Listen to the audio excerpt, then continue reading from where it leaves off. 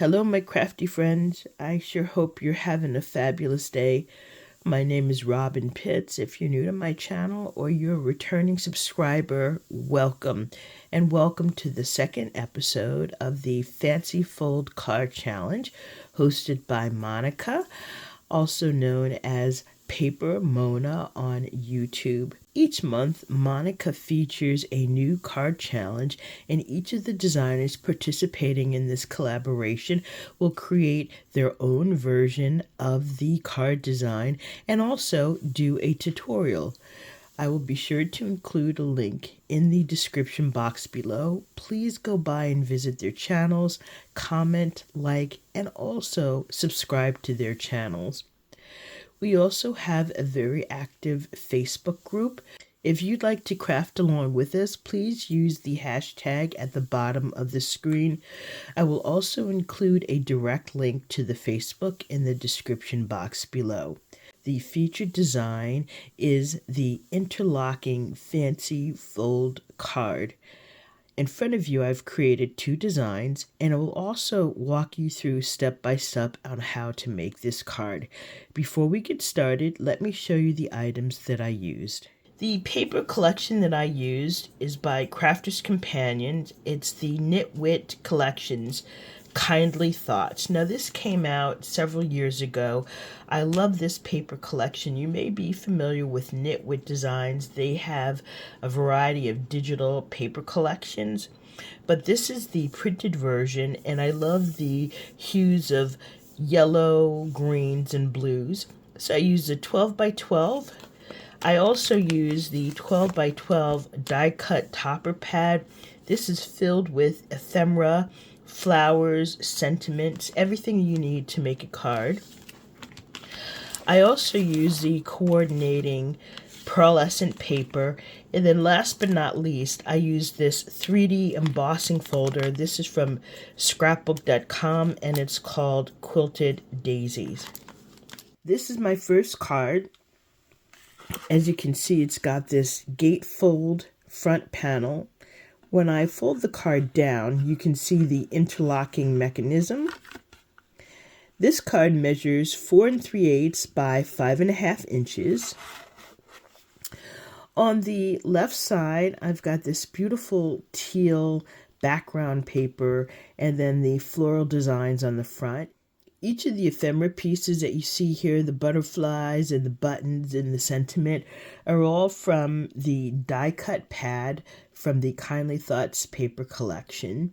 I think this paper is just beautiful. I love the hues of blues and yellow. On the right side, we've got another little button, and I've created this banner here. And in the lower right corner, I've used a piece of light yellow pearl paper, and then I've embossed it. And then we've got a sentiment here that says, "Get well soon." On the inside, I used a piece of coordinating yellow plaid paper and this beautiful ephemera piece that says, "Sending warm thoughts your way." Now, for this card, I used a heavier cardstock, but it's become very bulky and heavy because you have so many different layers here. I also used a larger margin. I used a 1/4 inch margin. This is my second card, and for this example, I used a lighter weight paper. I used an 80-pound paperweight, which actually is perfect when you consider all of the layers. Also, I did the margin slightly smaller, so each of the borders here have a 1/8 inch margin, and I actually like the way that looks better. On the left side, we've got this beautiful yellow rose. We have a sentiment here that says, "Happy birthday to you." These beautiful butterflies, and then I've embellished them with these light blue gems. In the background, we have this white paper with the beautiful yellow roses. On the left side, we have this beautiful patterned blue paper. And then in the lower right corner, I have, again, this panel that has yellow embossed paper. You've got white and yellow roses and blue flowers, and then this beautiful butterfly. I've added in this navy blue ribbon because the borders that I used is navy blue. In the center, we've got this gorgeous background page, and it says, "Have a beautiful day." Isn't this paper beautiful? On the back, I've created a signature panel with this beautiful paper. Now that I've given you an overview of these two cards, I'm going to grab my materials so that we can make it together. To make this card, you will need one piece of cardstock. I suggest an 80-pound cardstock that measures 5.5 by 10 3/4. On the long side, you're going to score at 1 5/8 and 3 1/4. You're going to turn your paper around to the other side, and you're going to score at 1 5/8 and 3 1/4 again. Once you have your score lines, what you want to do is take your paper and you're going to fold at the 3/4 inch line. You're going to fold that in. You want to make sure you line up your edges and burnish. And then on the 1 5/8 mark, you're going to bend that backwards. Okay, you're going to do that on the opposite side. You're going to fold in that panel, burnish, and then you're going to fold it back. Now for this card, you're going to have a space in the center. It's not meant to be closed together. Okay, so now you have your card base. Let's work on the matting panels. For the inside center, you will need 2 pieces of solid cardstock that measure 4 1/8 by 5 3/8, and the pattern paper is 4 inches by 5 1/4 inches. One panel will go on the inside center, and the other panel will go on the outside of the card, and this will be used as a signature. For the side panels, you will need 2 pieces of solid cardstock that measure 1 1/2 by 5 3/8, and the pattern paper is 1 3/8 by 5 1/4. These pieces will be glued to the outside panels, just like so. You will also need a large rectangle, which measures 2 7/8 by 3 7/8, and the pattern paper is 2 3/4 by 3 3/4.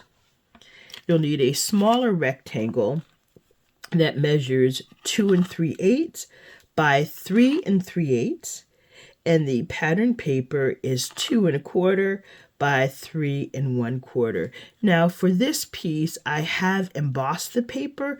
You can choose to do that, or if you like, you can just use pattern paper.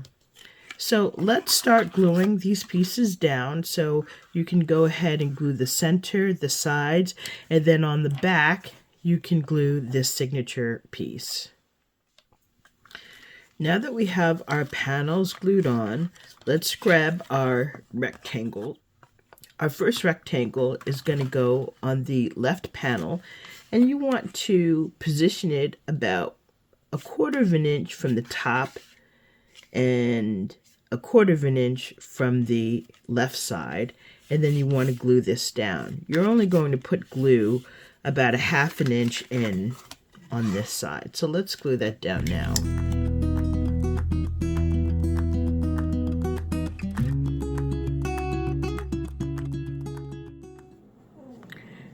Next, we're going to take the smaller rectangle and we're going to glue it 1/4 inch from the right side and 1/4 inch from the bottom, and we're going to glue it down just like we did the left side.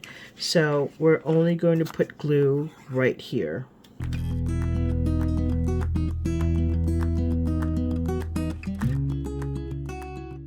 Now we have all the main components of our card glued together.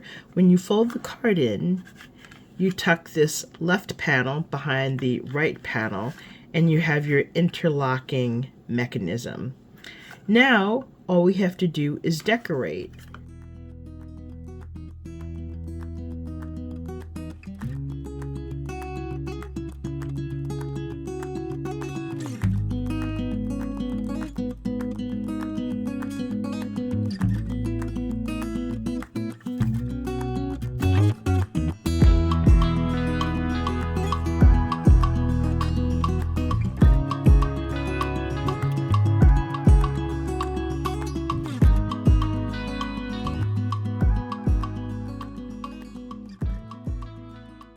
This is my final card. I really love the way this turned out. I think this one is my favorite. I integrated more of the green tones in this card. We've got the beautiful yellow roses on either side and the butterflies. This time for the gems, I used a light green. On the right, we have this large yellow rose floral spray. And then on the inside, we have this beautiful design, and it says Friends Forever. On the back of the card, we have this beautiful area for the signature.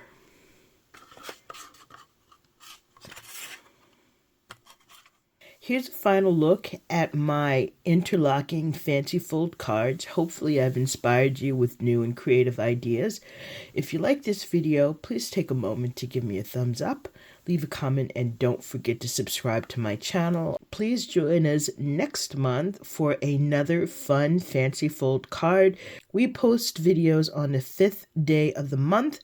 12 p.m. United States Eastern Standard Time, 5 p.m. UK time. Thank you so much for joining me, and I look forward to seeing you soon. Bye for now, and happy crafting.